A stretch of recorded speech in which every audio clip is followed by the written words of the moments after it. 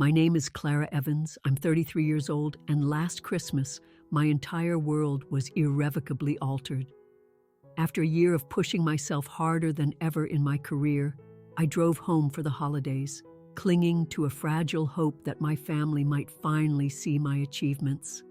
Instead, I stood by and watched as my younger sister, Megan, was handed the keys to a brand new Jeep, while my gift was a small, lightweight box. Inside, there was a plain white piggy bank and a single, crisp dollar bill. My mother, beaming, said, "That's our little contribution to your future home, sweetheart." That very night, I packed my suitcase and drove away without a single goodbye. As the miles stretched between me and my past, my phone lit up with a message.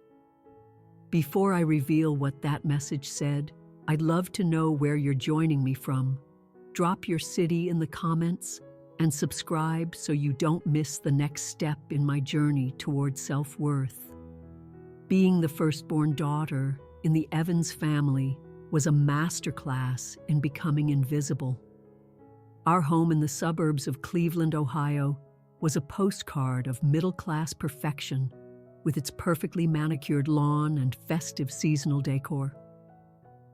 My parents, Richard and Susan Evans, now 58 and 56, were experts at maintaining this facade, carefully concealing the reality of our family's internal dynamics from the outside world. The pattern began the moment Megan was born when I was 7. The shift in parental attention was not gradual. It was a sudden seismic event. My straight A report cards earned me a perfunctory nod, while Megan's participation trophies from daycare were celebrated with pizza parties.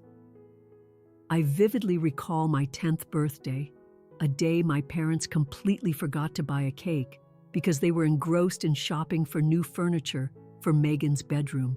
When I tearfully brought it up over dinner, my mother hastily jammed a candle into a dinner roll, declaring it a sufficient substitute. "Clara, you're old enough to understand that your sister requires more of our focus," my father would state, his tone leaving no room for argument whenever I dared to express my hurt. "You're the big sister. Be the responsible one." And so responsibility became my identity. It was not a choice, it was a mandate. By the age of 12, I was making simple dinners for the family when my mother was preoccupied with Megan. By 14, I was her designated babysitter while our parents attended her dance competitions or took her on shopping sprees for her burgeoning social media hobby. My own academic decathlon victories, despite the trophies I brought home, were never deemed important enough to warrant their attendance. "We know you'll do wonderfully without us there," my mother would say, with a quick, dismissive squeeze of my shoulder. "You're our independent girl."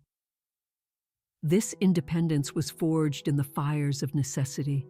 I taught myself how to navigate complex homework assignments, filled out my own college applications, and arranged my own rides to school events.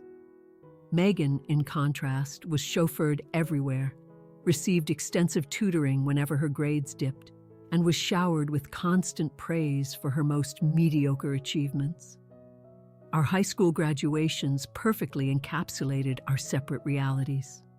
My parents threw a large, obligatory party for me, but they spent the entire evening regaling guests with stories of Megan's middle school art project that had won a regional contest. My acceptance into a prestigious university with a partial scholarship was mentioned almost as an afterthought. College amplified this disparity, saddling me with financial burdens that still shadow me. I clocked in 20 hours a week at a campus cafe while struggling to maintain my spot on the dean's list. Summers were a blur of full-time retail jobs to scrape together enough for the next semester's tuition. When Megan enrolled 3 years later, my parents covered her entire tuition without hesitation, claiming her communications degree was more demanding and left no time for part-time work. I graduated with honors in urban planning and a staggering $32,000 in student loans. My parents arrived late to my graduation ceremony because Megan had a minor fender bender. They missed my name being called, but they made sure to place Megan squarely between them for the family photos. My first professional job was modest, but it had potential for growth. I found a small one-bedroom apartment, furnishing it with thrift store finds and meticulously budgeting to cover my loan payments and build my professional experience. Every family gathering was an interrogation about when I'd find a real job or settle down with a nice man, as if my career was just a temporary placeholder for marriage. Megan graduated with average marks, but a professionally curated online portfolio, thanks to a consultant my parents hired. Her graduation gift was a 3-month creators tour of Southeast Asia to broaden her content horizons. Upon her return, they subsidized her rent in a trendy downtown loft while she worked on finding her brand.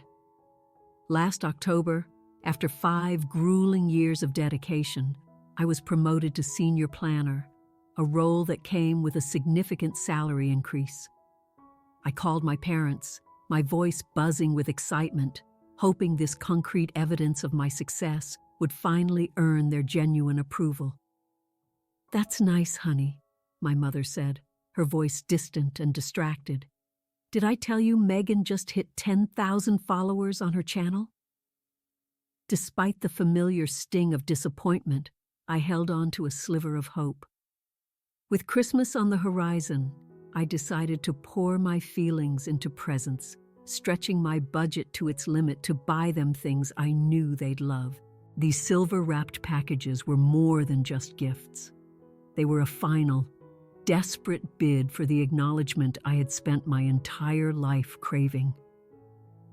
As I made the 2-hour drive home to Cleveland, I let myself fantasize that this time, things would be different. Maybe the promotion would finally register. Maybe the expensive watch for my dad and the cashmere wrap for my mom would speak of my success and my love. Maybe this would be the Christmas everything changed. I was 33 years old and still desperate for my parents' validation. That thought alone should have been my warning. I pulled into the driveway of my childhood home on December 24th, parking behind my father's sedan. The house was a beacon of holiday cheer, exactly as it always had been. Colorful lights traced the roof line, an inflatable Santa waved from the front yard, and a large wreath with a perfect red bow hung on the door. This familiar sight, which should have been comforting, instead sent a knot of anxiety tightening in my stomach. My mother, wearing her festive Christmas apron, opened the door before I could even ring the bell. "Clara, you're here," she exclaimed, pulling me into a brief, cinnamon-scented hug. Come in. Your father's watching the game, and Megan should be here soon with Chad." I stepped inside, my eyes scanning the living room. The decorations were unchanged from my youth. The same artificial tree, the same nativity scene on the mantel, the same stockings hung by birth order.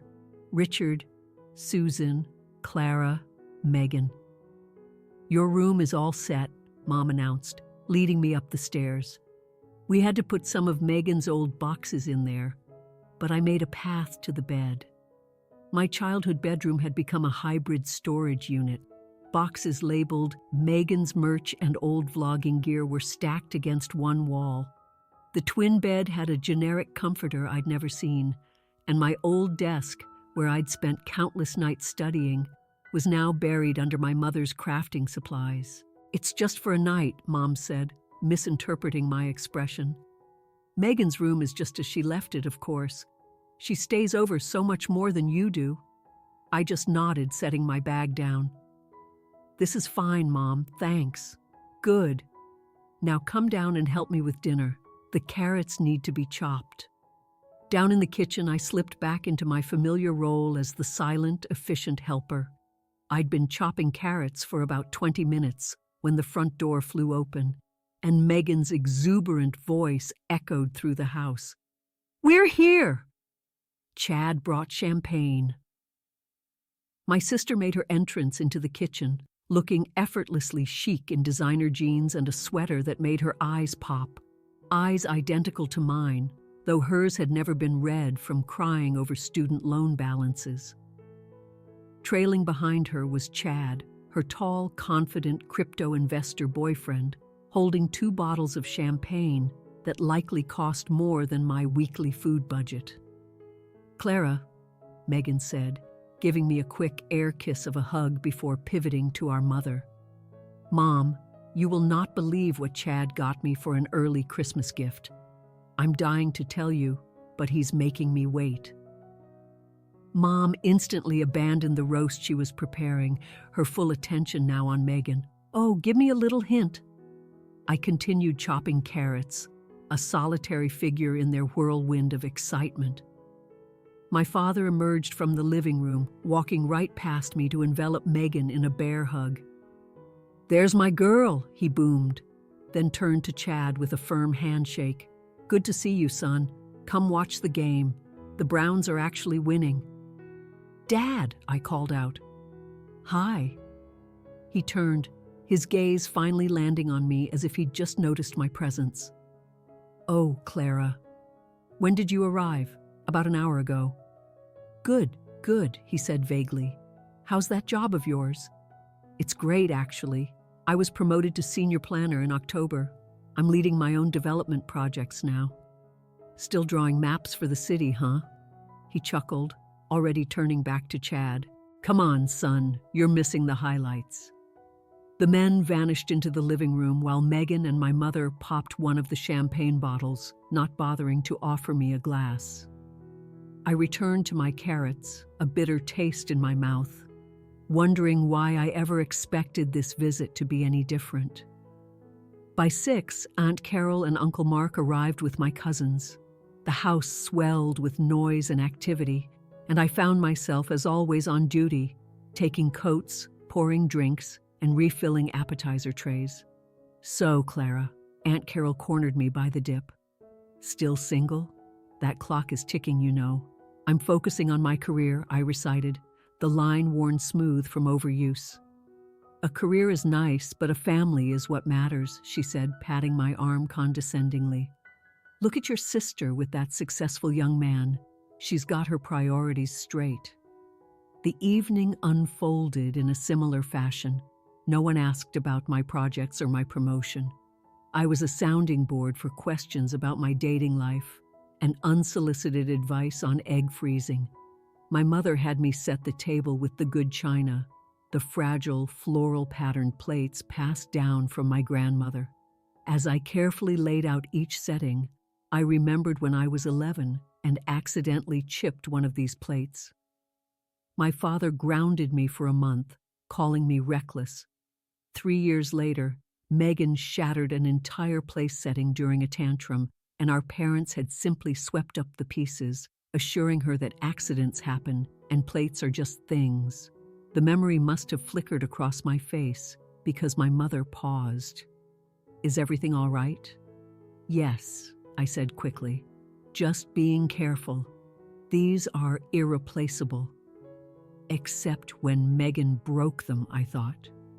Christmas Eve dinner was a masterfully orchestrated performance. The roast was perfect, the side dishes were plentiful, and the conversation revolved almost exclusively around Megan's online brand and Chad's predictions for the cryptocurrency market. When I tried to share a story about a challenging sustainable housing project I was leading, my father cut me off to ask Chad about his thoughts on NFTs. After dinner, it was time for the annual screening of It's a Wonderful Life. Predictably, the couch was occupied by my parents with Megan nestled between them. Chad got the comfortable recliner. I ended up on the floor, leaning against a coffee table, the familiar ache in my back settling in as the movie began. Watching George Bailey realize his value to his community hit differently this year. I found myself wondering if my own absence would leave any void in this family portrait. As the movie ended, I began cleaning up while Megan showed Chad old photo albums. albums where she was the star of every page, and I was a blurry figure in the background, often half-cropped, out of the frame. I went to bed that night in my storage unit bedroom, surrounded by boxes of things deemed more important than my own childhood memories. Tomorrow was Christmas, one last chance. Christmas morning was bright and bitingly cold. I was up first, as always, an unspoken rule that Clara handles breakfast while the others sleep in. I made pancakes, fried bacon, and brewed a large pot of coffee, laying it all out on the kitchen island. The aroma eventually drew everyone downstairs. Megan was the last to appear, yawning dramatically. "Oh my God, I'm starving," she announced, loading her plate. "Clara, you should have woken me. You know how I get when I'm hangry." I did know. The entire family was conditioned to treat Megan's moods as emergencies, while I had long since learned to suppress my own needs. After breakfast, we convened in the living room for the gift exchange. The tradition was youngest to oldest, so Megan always went first. This year, Chad, as the guest of honor, kicked things off. He opened his gifts graciously, including the engraved pen set I'd chosen for him. Megan was next, tearing through her presents with a child's unrestrained glee, despite being 26. She opened my gift, a high-end vlogging camera she'd been talking about for months, with a quick, "Oh, cool, thanks," before tossing it aside for the next box. The camera had cost a significant portion of my monthly budget, but her reaction was no different than if I'd given her a cheap candle. My turn came after my cousins. I opened a generic scarf from Aunt Carol, bath bombs from my cousin, and a department store gift card from my parents, standard, impersonal gifts that showed no real thought. As the gift opening wound down, I noticed my father checking his watch and sharing a look with my mother. He then stood up, clearing his throat dramatically. "We have one more special surprise this year," he announced, a wide grin spreading across his face. "Megan, your mother and I are so incredibly proud of the brand you're building and the future you have ahead of you. We wanted to give you something to show our support." He handed her a small box wrapped in shimmering silver paper. Inside was a single car key, the Jeep logo clearly visible. Megan let out a shriek of delight. "No way. Come and see," my father said, leading the family to the front door. We all trooped outside to see a brand new bright red Jeep Wrangler parked in the driveway, a massive silver bow on its hood. I quickly calculated its value, at least $40,000, more than my annual take-home pay after taxes and loan payments. "You deserve this, sweetheart," my mother cooed, hugging Megan as she did a little dance around her new vehicle. "You need something reliable for all your brand collaborations." The collaborations she did for free products, the brand our parents had funded from the start. Chad snapped pictures of Megan posing with her new prize while our parents looked on, beaming with pride. I stood on the porch, my arms wrapped tightly around myself, feeling utterly transparent. Back inside, as everyone gathered by the fire, my mother suddenly clapped her hands. "Oh, we nearly forgot. Clara, we have something special for you, too." For a foolish, fleeting second, a spark of hope ignited in my chest. Maybe they had saved my real gift for last. Maybe they had acknowledged my hard work after all. My mother handed me a small, light box wrapped in what looked like recycled birthday paper. I unwrapped it slowly, my heart pounding. I lifted the lid and saw it. A plain white ceramic piggy bank. Next to it lay a single crisp $1 bill. I stared at it, waiting for the punchline, for some explanation that would make this make sense. "That's our little contribution to your future home," my mother said, her smile so warm and genuine it was chilling. "You mentioned you wanted to buy a house someday. Well, every big plan starts with a small step." The room was plunged into an awkward silence. Even Aunt Carol was speechless. "Wow!" was all I could manage to say. Thanks. You're welcome, dear, my mother said, completely oblivious. At your age, it's so important to be thinking about these things. Megan's younger. She has time. But you really need to be putting down roots. Megan, examining her perfectly manicured nails, added her 2 cents. You really should get out of that tiny apartment, Clara. It's kind of depressing for someone your age. My apartment, the one I had earned, furnished and maintained all by myself, the one none of them had ever bothered to visit.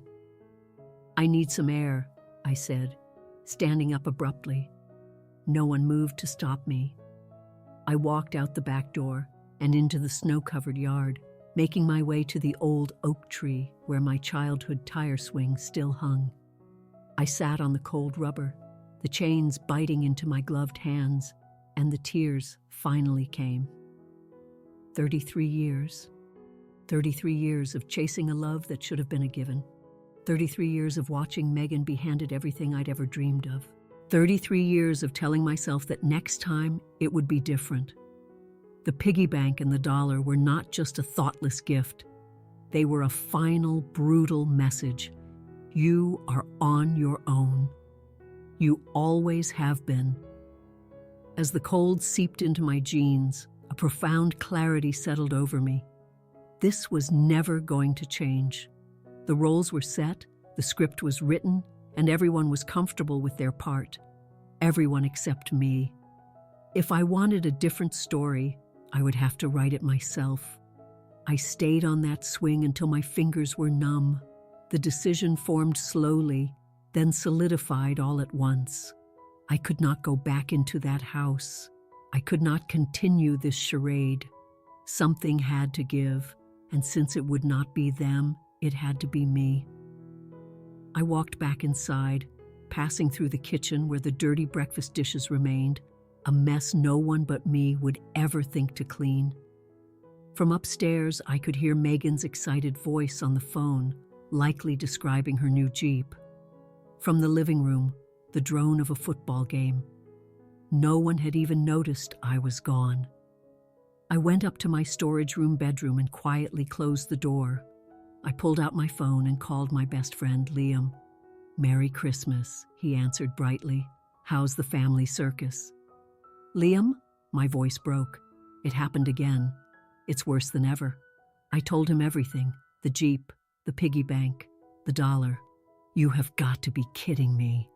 Liam's voice was a bomb of pure, validating rage. "A piggy bank? While your sister gets a $40,000 Jeep? That's not just favoritism, Clara. That's psychological warfare." "I know," I whispered. "I can't do this anymore." "Then don't," he said, his voice firm but gentle. "My guest room in Chicago is always open. Your firm has a huge office here. You've talked about it before. Just do it. Leave." The idea, so simple and direct, struck me with the force of a revelation. I could actually leave. Not just for the day, but for good. I could create real, physical distance. "But it's Christmas," I stammered, then stopped. What was I trying to preserve? An illusion. A tradition of my own humiliation. "Christmas will be just fine without you," Liam said softly. "The real question is, will you be fine if you stay?" After we hung up, I sat in the silence of the room. My company had offered me a transfer to the Chicago office when I got my promotion. I had turned it down to stay close to family. My apartment lease was month to month. There were no logistical barriers, only the emotional ones I'd spent a lifetime reinforcing. I opened my suitcase and began to pack, not just my holiday clothes, but the few remnants of my childhood that remained. My university tassel, a small box of photos with college friends, a geode my grandfather had given me. I found an old journal. Page after page was filled with the confused pain of a teenager trying to understand her parents' favoritism, always concluding with promises to try harder, to be better, to finally earn their love. I considered a final confrontation, but the thought was exhausting. It would only lead to more denial, more gaslighting. It was better to save my energy for building something new. On a piece of notepaper from the desk, I wrote a short, clear message. I am going back to Chicago today. The contrast between my gift and Megan's has made certain things undeniable. I need space to reevaluate our family dynamic and my role in it. Please do not contact me for a while. Clara. No apologies, no lengthy explanations, just the truth and a boundary, the first one I had ever set. I left the note on the perfectly made bed and carried my suitcase downstairs. The family was still in the living room, absorbed in a holiday movie.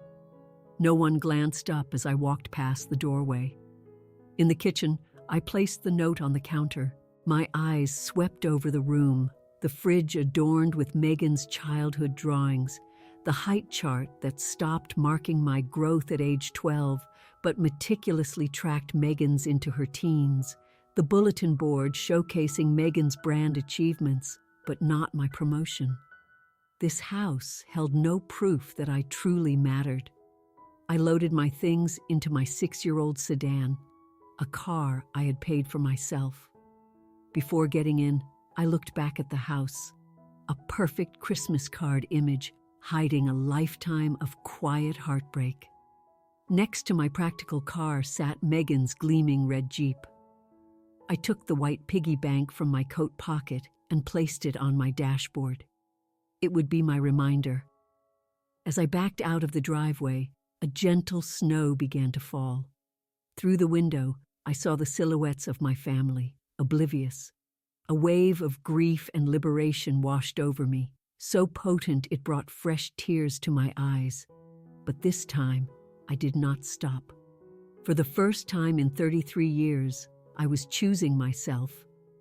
The road ahead was a blank map, but it was mine. A few blocks away, I pulled over and put Liam's address into my GPS. 4 hours to Chicago. 4 hours to a new life. As I merged onto the highway, I finally spoke the words aloud. They don't love me the way I need to be loved, and that is not my fault. The spell was broken. I turned up the radio and drove north. 2 hours into my drive, the gentle snow had escalated into a blizzard, cutting visibility and slowing traffic to a crawl. My phone, which had been blessedly silent, buzzed. It was a text from my mother. I braced myself. Don't forget the electric bill is on autopay for the 28th. Not where are you? Not are you safe? A reminder about a bill I had never ever been laid on. A bill for the independent life they had just so cruelly mocked. My hands shook on the steering wheel. 10 minutes later, another buzz. My father. Internet payment goes through tomorrow. Make sure you have enough in your account. Again, no concern. Just a financial directive, as if my only function was to be the responsible one. Then the phone started ringing. My mother. I let it go to voicemail. Clara, where on earth did you go? We're about to have pie, and your aunt keeps asking for you. This is very rude. Rude. As if my emotional breaking point was an inconvenience to her dessert schedule. More calls, more voicemails. They shifted from irritation to bewilderment. Your note is so dramatic, my mother's next message said. I can't believe you'd leave on Christmas over a little joke. Then my father. Your mother is very upset. I don't know what's gotten into you, but this is childish. Call us. And finally, a text from Megan. Way to ruin Christmas. You're just jealous of my Jeep. So selfish. Every message was a twist of the knife, confirming that they were incapable of seeing my pain. It was all about how my actions affected them. I could not drive anymore. I pulled off at the next exit and found a 24-hour service station, its lights a lonely beacon in the swirling snow. A gruff, older mechanic named Sal was wiping down the counter. Merry Christmas, he grunted, pouring me a cup of coffee from a simmering pot without my asking. Traveling in this mess? I just nodded, my throat too tight to speak. He looked at my face, at the piggy bank still on my dashboard, and his expression softened. "Looks like you could use a minute to warm up. Kitchen's closed, but the coffee's fresh." His simple, gruff kindness was my undoing. I started to cry, quiet, wrenching sobs. He slid into the booth across from me. "Don't know your story, kid," he said, "but nobody should cry alone on Christmas." "I left my family," I managed to say. "For good, I think." He nodded slowly. "Sometimes that's the only choice. Blood ain't always family. Sometimes family is just the people who see you." We sat in silence for a while as I drank the coffee. He told me he had not spoken to his own son in 5 years. "Hardest thing I ever did," he said, "and the rightest." By the time I finished my coffee, the snow had eased. Sal checked my car and delivered the bad news. "Alternator's shot. I can fix it, but I'll have to order the part. Take a couple of days, another delay, another expense, but also another sign." I was stranded in a small town called Oak Ridge, forced to pause. I checked into the only motel and spent the next 2 days creating a blueprint for my new life. I drafted the email to my supervisor requesting the transfer to Chicago. I blocked my family's numbers. I researched apartments in neighborhoods I'd never seen. The planning was calming, giving structure to the chaos of my emotions. On December 28th, with a new alternator and clear roads, I finally drove into Chicago. Liam met me on the sidewalk with a hug that felt like coming home. "Welcome to your new life," he said. That night we talked for hours. I raged, I cried, I grieved. Liam just listened. "Part of me still hopes they'll call and apologize," I admitted, feeling pathetic. "That's not pathetic," he said firmly. "It's human, but you can't wait for them to change. You have to change for you." I fell asleep in his guest room, feeling a sense of peace I had not known was possible. The white piggy bank sat on the nightstand, no longer a symbol of my dismissal, but of my declaration of independence. The first few weeks in Chicago were a blur of rain and healing. My transfer was approved and I started at the new office. The work was challenging and, for the first time, deeply validating. My new boss, a sharp woman named Maria, saw my potential immediately. "We've got a major pitch for the new lakefront redevelopment," she told me after my first week. "I want you to lead the sustainable design component." It was a level of trust I had never been afforded. I found a sun-drenched one-bedroom apartment in a neighborhood I loved and started the slow process of building a life. I joined a book club. I started taking a pottery class. I made friends. My family eventually found me, of course. My father showed up unannounced at my office one afternoon, looking worn and tired. We had a tense conversation over coffee where he admitted he'd been laid off. He did not understand why I'd left, not really, but for the first time there was a crack in his certainty. "We took you for granted," he said, the words costing him dearly. "You were always so capable." "I was capable because I had no other choice," I told him, my voice steady. In June, I attended my cousin's wedding back in Ohio.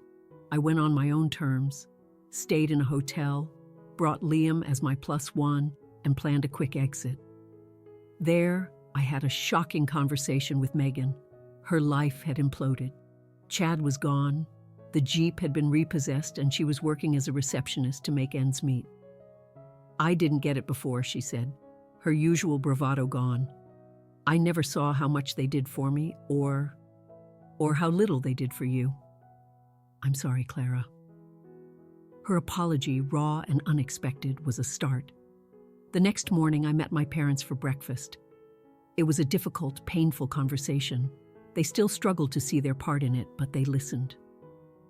I laid out my new terms. "My life is in Chicago," I said. "If you want a relationship with me, it has to be on a foundation of mutual respect. 1 year after I drove away, my life is unrecognizable. My career is thriving.